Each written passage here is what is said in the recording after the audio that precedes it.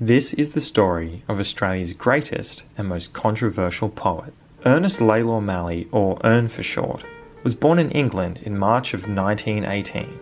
After the untimely death of his father 2 years later, his mother relocated Ern and his sister Ethel to Sydney. His mother died when Ern was 15, and 2 years later he moved to Melbourne, where he lived isolated and alone, working a series of odd jobs to get by. In his early 20s, he was diagnosed with Graves' disease, but for unknown reasons he refused treatment. The illness slowly overtook him, and he finally died at the young age of 25, the same age John Keats lived to. After his death, his sister Ethel made a discovery. Ern, in the last 5 years of his life and unbeknownst to anyone, had written a series of poems that he called the Darkening Ecliptic. These poems would change the landscape of Australian poetry forever. Hey, Lawrence here. Just want to jump in at this point and let you know that none of that is true. Literally none of it. Not a single word. I'll explain why in a bit. Ethel, knowing nothing about poetry, sent the poems to Max Harris, the editor of Australian-based modernist literary journal Angry Penguins. Max fell immediately in love with them, and it's hard to blame him. One of the most famous of these poems is called Dürer, Innsbruck, 1495, and reads as follows. I had often, cowled in the slumberous heavy air, closed my inanimate lids to find it real, as I knew it would be. The colourful spires and painted roofs, the high snows glimpsed at the back, all reversed in the quiet reflecting waters.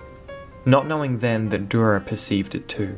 Now I find that once more I have shrunk to an interloper, robber of dead men's dream. I had read in books that art is not easy, but no one warned that the mind repeats in its ignorance the vision of others. I am still the black swan of trespass on alien waters. After some further correspondence with Ethel to ask about Ern's life, Max commissioned a special edition of Angry Penguins, publishing the Darkening Ecliptic in full. Max thought he'd discovered an unknown literary genius, and eagerly awaited the world's response. Like I said before, Ern Malley, not a real person. Neither is Ethel, in case you're wondering, both completely fictional. Max Harris, on the other hand, very real. This is the true story of Ern Malley. James Macaulay and Harold Stewart were two poets from Sydney who happened to be based together in an army office in 1944. Both were disappointed in the state of poetry and the esoteric high modernist turn it had taken in recent years, and decided to prove a point. Together, they invented the character of Ern Malley, wrote his backstory, and cobbled together the entirety of his poetic output in a single afternoon. The poems themselves were just mismatches of quotes taken from books they had lying around, with some structural input from the two of them. The idea was to make intentionally bad poetry. They assumed that poetry had gotten so experimental and subjective that no one would tell the difference. So, they sent Ern Malley's work off to Angry Penguins and could hardly have guessed that they'd be published. Okay, so spoiler alert, not everyone was as big a fan of the poems as Max was. It didn't take long before people started to question the validity of them. People thought that Max potentially had made them up as a publicity stunt for the magazine. Other people were questioning whether or not he'd been taken in by a hoax. The two poets, Macaulay and Stewart, came forward and made a very big statement about what they'd been able to achieve and pull off, tricking artists essentially into buying into fake art. From there, things kind of just spiraled even more for poor Max Harris. He was charged with obscenity by the police. Copies of the journal itself were actually impounded by the police as part of the trial. The magazine itself, no surprises here, folded, went bankrupt pretty soon afterwards. Max, even though he was very young at the time, I want to point out he was in his early 20s, his reputation appeared irreparably damaged. And the biggest impact from all of this was that the very young, sort of experimental, esoteric poetry scene in Australia was damaged, and it never actually really recovered, at least until more recent decades. It's not all doom and gloom, however. The three of them all had varying degrees of success, and they all stayed around the writing community for the remainder of their careers. Max eventually retained a little bit of reputation.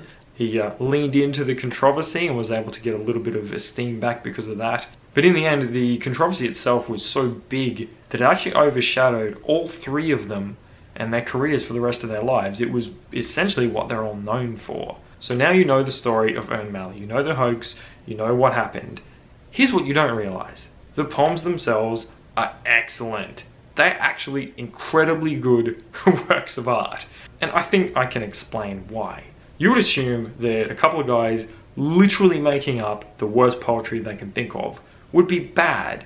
The problem is, though, they were poets themselves. Even when you're trying to make something intentionally bad, if you're a poet, you understand what a structured poem should look like. You understand where words are supposed to fit, how to ring out a sentence, how to finish a poem. You can't ignore that, and clearly these guys couldn't. So that's why when I read you that poem earlier, you were like, hey shit, that's actually pretty good for a made-up human being. Max Harris himself, the poor guy who got taken in by this whole thing and almost had his entire career ruined, was actually an advocate for the value of the poems for the rest of his career. He even made a fake literary journal called Ern Malley's Journal as a bit of a tribute to it.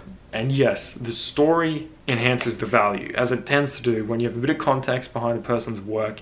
It tends to add a little bit more depth and value to it. Personally, I think they stand on their own. I guess what I want to kind of point out is, taken on face value, they are solid works of art. I'll give you an example. These are the last lines of the last poem in the Ern Malley poem cycle. It's called Petite Testament, and this is where his entire body of work ends. I, who have lived in the shadow that each act casts on the next act, now emerge as loyal as the thistle that in session puffs its full seed upon the indicative air. I have split the infinite. Beyond is anything.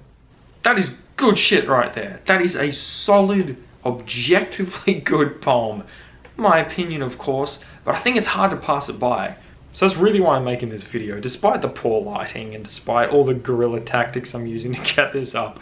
These are poems that, regardless of intention, have a lot of merit. And if you have any interest in poetry at all, I totally encourage you to hunt them down and read them. There's only 17, it's not a lot. I'll even leave a link in the description. If you've never read Australian poetry, I'm not going to sit here and tell you that this is an incredibly great example of what it looks like. What this is original. And that's something no one can argue. This is original art with a lot of value to it. And that is why you should read Ern Malley. Yay! So this is basically a new segment that I'm going to be doing on this channel. I'm going to be doing deep dives into artists and writers that I think are underappreciated and trying to convince you, dear viewer, to give them a go. Ern Malley is number one, and not just because I think his work's great, but because it's such a weird story and I think more people should know it. So I will be back doing more of these deep dives. Subscribe to the channel if you're interested. The light just went dark. It's because my cat walked in front of my computer screen, which I'm using as lighting because I'm a professional. I'll be back next week. Have an incredible week. Read poetry. Have an incredible week. And I'll see you later.